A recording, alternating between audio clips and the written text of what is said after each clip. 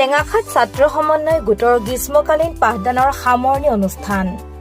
টেঙাখাত উচ্চ মাধ্যমিক বিদ্যালয়ৰ বিগত 1988 বৰ্ষৰ হাইস্কুল শিক্ষান্ত পৰীক্ষাৰ ছাত্ৰ সমন্বয় গোটৰ তৰফৰ পৰা বিভিন্ন সময়ত স্থানীয় শিক্ষাগুৰুসকলক সন্মান জনাই অহাৰ লগতে অধ্যয়নৰ ক্ষেত্ৰত ছাত্ৰ-ছাত্ৰীসকলক বিভিন্ন প্ৰকাৰে সহায় সহযোগিতা আগবঢ়াই অহা পৰিলক্ষিত হয়।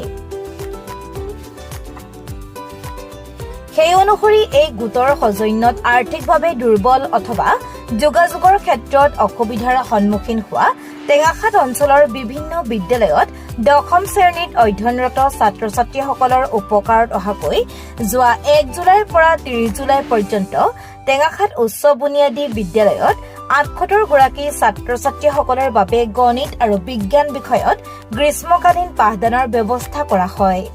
বৃহস্পতিবাৰে এই পাঠদান কাৰ্যসূচীৰ সামৰণি অনুষ্ঠানৰ লগত সংগতি ৰাখি গোটৰ সভাপতি প্ৰদীপ শইকীয়াৰ সভাপতিত্বত অনুষ্ঠিত সামৰণি অনুষ্ঠানৰ উদ্দেশ্য ব্যাখ্যা কৰে গোটৰ উপসভাপতি লম্বোদৰ গগৈয়ে।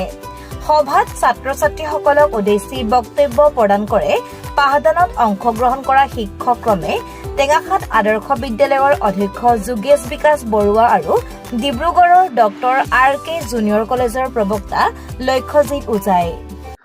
পাঠদান কৰি ল'ৰা ছোৱালীৰ লগত গৰম বন্ধটো সময় কটাই ভালেই লাগিলে আৰু প্ৰথমতে এই বিনামূলীয়া পাঠদানৰ কাৰ্যসূচী যিসকলে হাতত ল'লে এই উদ্যোগটো ল'লে বিনামূলীয়াকৈ পাঠদান দিয়া ল'ৰা ছোৱালীবিলাক, আশা কৰোঁ সকলো গাঁওবোৰৰ সকলো ৰাইজে ল'ৰা ছোৱালীবিলাকক মানে পাঠদান এনেধৰণে বিনামূলীয়াকৈ দিয়াৰ ব্যৱস্থা কৰে যাতে সমাজখন ভাল হৈ থাকে, ল'ৰা ছোৱালীবিলাক শিক্ষাৰ প্ৰতি আগ্ৰহী হয় আৰু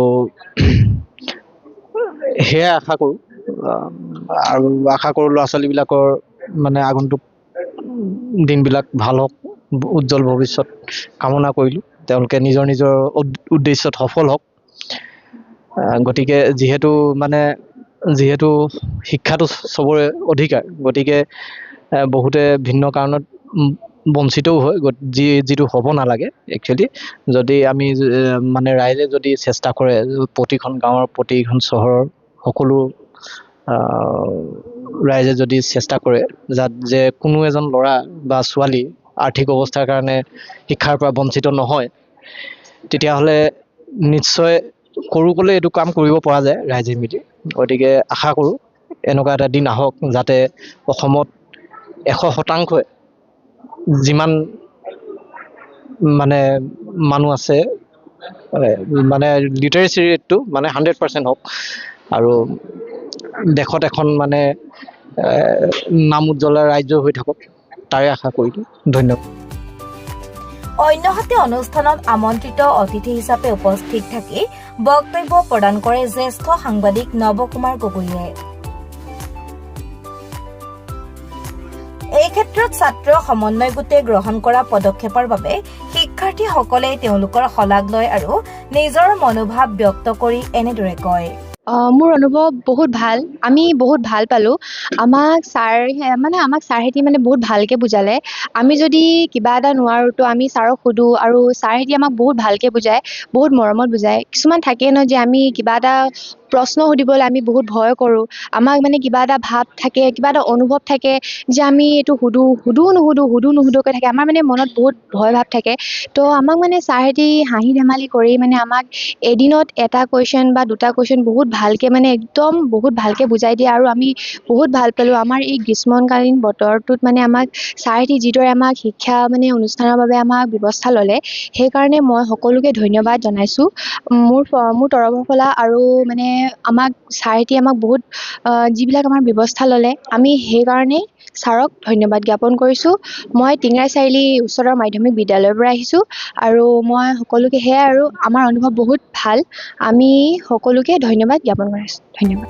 এই সামৰণি অনুষ্ঠানত শিক্ষাৰ্থীসকলৰ লগতে তেওঁলোকৰ বহুকেইগৰাকী অভিভাৱক, সাংবাদিক ৰূপম গগৈ আৰু সমন্বয় গোটৰ সাধাৰণ সম্পাদক গগন হাজৰিকাকে ধৰি অন্যান্য বিষয়ববীয়াসকল ক্ৰমে ঘনকান্ত গগৈ, বৈকুণ্ঠ লাহন, মনোজ হুছেইন, উৎপল বৰগোহাঁই, প্ৰণৱ গগৈ, প্ৰমোদ আগৰৱালা, ত্ৰৈলোক্য বৰুৱা, নৱকুমাৰ গগৈ আৰু অন্যান্যসকল উপস্থিত থাকি শিক্ষাৰ্থীসকলক উৎসাহিত কৰে। আমি মানে এই অনুষ্ঠানটো এইকাৰণে আয়োজন কৰিছিলোঁ, আমি কিছু অভিভাৱকক আমাৰ মুখৰ পৰা আমি শুনা পাওঁ যে ছাত্ৰ ছাত্ৰীসকলক আমি ঘৰুৱা টিউশ্যন দিব নোৱাৰিলোঁ পইচাৰ অভাৱত বা শিক্ষকৰ অভাৱত।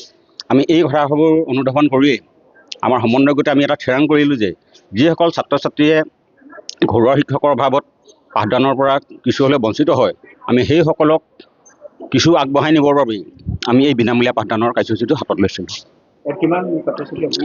আমাৰ প্ৰথমতে আমাৰ টেঙাখাত অঞ্চলৰ আমাৰ 5খন হাইস্কুললৈ আমি কাগজ দিছিলোঁ। সেই মৰ্মে আমাৰ ইয়াত প্ৰথমতে প্ৰায় 75জন ছাত্ৰ ছাত্ৰী অংশগ্ৰহণ কৰিছিলে, কিন্তু শেষলৈ বিভিন্ন কাৰণত কিছু ছাত্ৰ ছাত্ৰী অনুপস্থিত হ'ল আৰু আজি শেষৰ দিনা প্ৰায় 30জন ছাত্ৰ ছাত্ৰী আজি এই শেষৰ দিনালৈকে পাঠ গ্ৰহণ কৰিলে। অতি ব্যস্ততাপূৰ্ণ সময় খৰচ কৰি যিসকল শিক্ষক শিক্ষয়িত্ৰী পাঠদান কৰিলে তেওঁলোকৰ প্ৰতি কি ক'ব? ইহঁতক আমি ধন্যবাদ দিবই লাগিব। এজন হ'ল আমাৰ ডিব্ৰুগড়ৰ RK মহাবিদ্যালয়ৰ শিক্ষক আৰু এজন হ'ল আমাৰ টেঙাখাত আদৰ্শ মহাবিদ্যালয়ৰ অধ্যক্ষ।